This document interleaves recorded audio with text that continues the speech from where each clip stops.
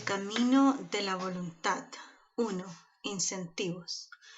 Los pensamientos de un hombre pueden estar divagando en algún placer prohibido y apartándolo de su trabajo, pero se arma de valor y deliberadamente fija su atención en los incentivos que más lo motivan a seguir trabajando.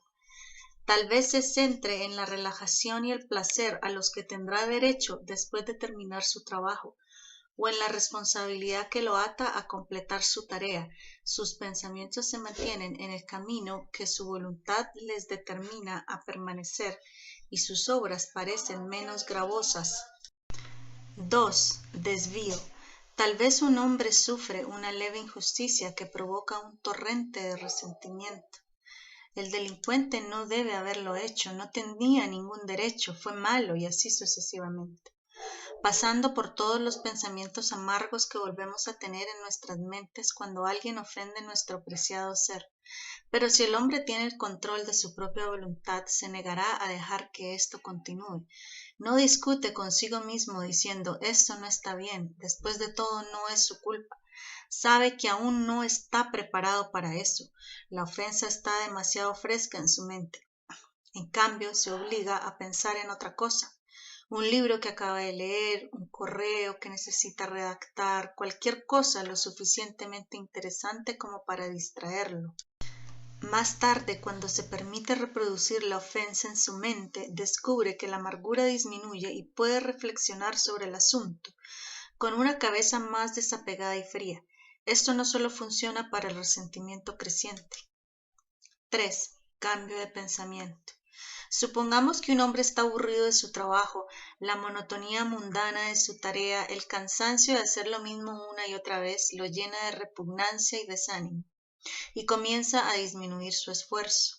A menos que sea un hombre que tiene el control de su voluntad y se niega a permitirse derrochar el tiempo estando ocioso pensando en el descontento. Siempre está en su poder encontrar algo placentero en lo que pensar, algo fuera de sí mismo, y lo hace, y el resultado es un estado mental más feliz, de modo que, sin importar cuál sea su tarea, parece más liviana. La forma en que funciona la voluntad debe enseñarse a los niños. Es útil saber qué hacer cuando nos sobrepasan. Saber usar nuestra voluntad es el secreto de una vida feliz y vale la pena enseñárselo a los niños. ¿Estás irritable? Cambia tus pensamientos. ¿Estás cansado de intentarlo?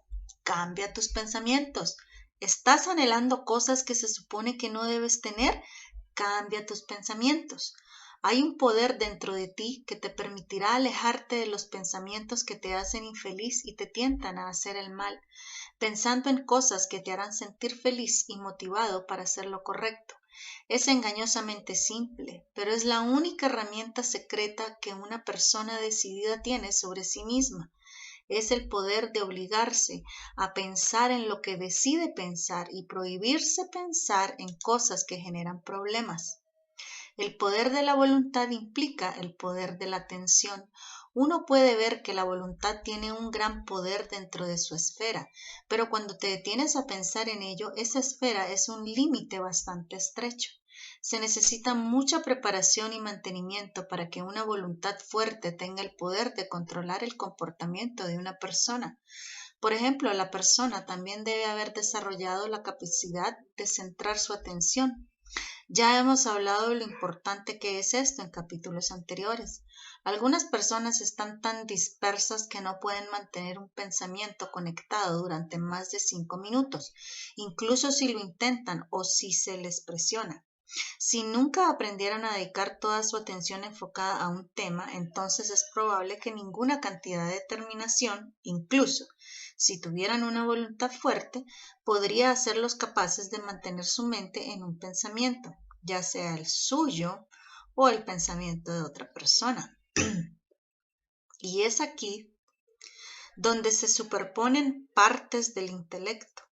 La capacidad de aplicar la propia voluntad implica que una persona es capaz de centrar toda su atención cuando lo desea.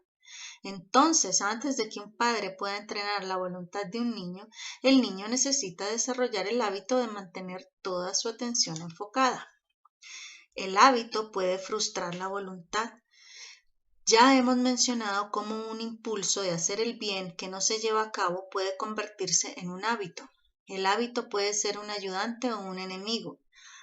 Ya a menudo frustra la voluntad.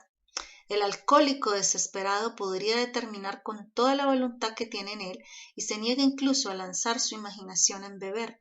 Se obliga a pensar en otras cosas, pero todo es en vano. Su mente no puede resistirse a pensar en lo que se ha acostumbrado a pensar. Su hábito es demasiado fuerte y su voluntad demasiado débil. Todos hemos experimentado cómo la costumbre conquista nuestra voluntad en asuntos de menor importancia.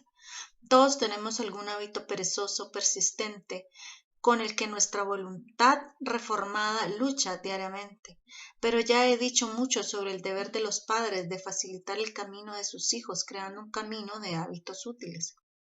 No es necesario que diga más acerca de cómo el hábito puede ayudar o entorpecer la voluntad.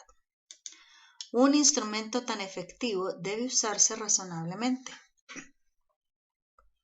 La capacidad de razonar de una persona tiene que ser cultivada si su voluntad va a gobernar bien. Debe tener algún concepto de por qué la lectura diaria es útil, por qué la fe es adecuada, por qué un ciudadano debe cumplir con su deber. De lo contrario, su voluntad será débil e inconsistente. No será efectivo y peor aún, puede tomar alguna idea incorrecta o incluso cruel y hacer mucho daño mientras cree que está ejercitando su voluntad para algún noble esfuerzo. Un padre debe intentar que el niño tome conciencia del poder de su voluntad solo después de que el niño esté entrenado para usar su poder de razón de manera responsable. ¿Cómo fortalecer la voluntad? A continuación consideraremos otra limitación del testamento. Pero primero, una vez que un padre se ha tomado la molestia de preparar a su hijo para que use su voluntad, ¿cómo fortalece esa voluntad para que el niño pueda depender de ella para finalmente controlar su propia vida? Ya hemos hablado de cuán importante es que el niño sea educado para ser obediente. Pero la obediencia solo es valiosa en la medida en que ayuda al niño a obligarse a sí mismo a hacer lo correcto. Cualquier acto de obediencia que no le dé al niño el sentido de conquistar sus propias inclinaciones lo esclavizará. Su resentimiento por la pérdida de su libertad puede obligarlo a rebelarse en la primera oportunidad. Es por eso que a tantos niños que son educados de manera demasiado estricta no les va bien. Pero cuando tienes la cooperación del niño y cuando él mismo quiere hacer la cosa, entonces su propia voluntad, no la tuya, lo obliga. Entonces ha comenzado el mayor esfuerzo y el mayor logro de la vida humana, obligarse a sí mismo a hacer lo que necesita hacer. Hágale saber qué cosa tan noble ha hecho. Déjalo disfrutar de una sensación de triunfo.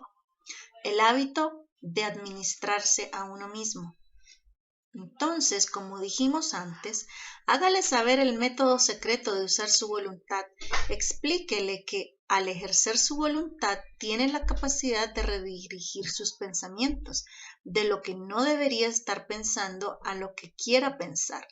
Trabajo escolar, oración, tareas domésticas, puede ser valiente y fuerte y obligarse a pensar en lo que elija, que lo pruebe con algunos experimentos sobre algunos pensamientos menores, porque una vez que concentra su mente en los pensamientos correctos, todo lo demás se soluciona por sí solo y se asegurará de hacer lo correcto. Si se siente irritable y le vienen pensamientos desagradables, el plan es pensar mucho en otra cosa, algo bueno, como su próximo cumpleaños o lo que quiere ser cuando sea grande. Este concepto no se enseña todo a la vez, pero poco a poco, a medida que surgen las oportunidades. Una vez que un niño adquiere el hábito de manejarse y controlarse a sí mismo, es asombroso cuánta voluntad propia y determinación puede tener un niño pequeño. Una vez escuché a una señora decirle a su sobrino de 4 años, «Contrólate, Tomás», y Tomás se contuvo, a pesar de que había tenido un ataque por una molestia menor. Educar la voluntad es más importante que educar el intelecto. En todo esto se va entrenando y fortaleciendo la voluntad del niño. Está aprendiendo cómo y cuándo usar su voluntad y su voluntad se vuelve más fuerte y más capaz cada día. Agregaré un comentario más de la introducción a la filosofía mental del Dr. Morel. Cuando se trata de moldear el destino de una persona, educar la voluntad es mucho más importante que educar el intelecto. La teoría, la doctrina, la consideración de las leyes nunca es suficiente para desarrollar el hábito de hacer lo correcto de manera consistente. Aprendemos a hacer haciendo, aprendemos a vencer superando. Cada vez que hacemos lo correcto porque lo hemos elegido por principio, ya sea porque nos lo han dicho o porque estamos siguiendo el ejemplo de alguien, se deja en nuestro carácter una huella mayor que toda la teoría del mundo.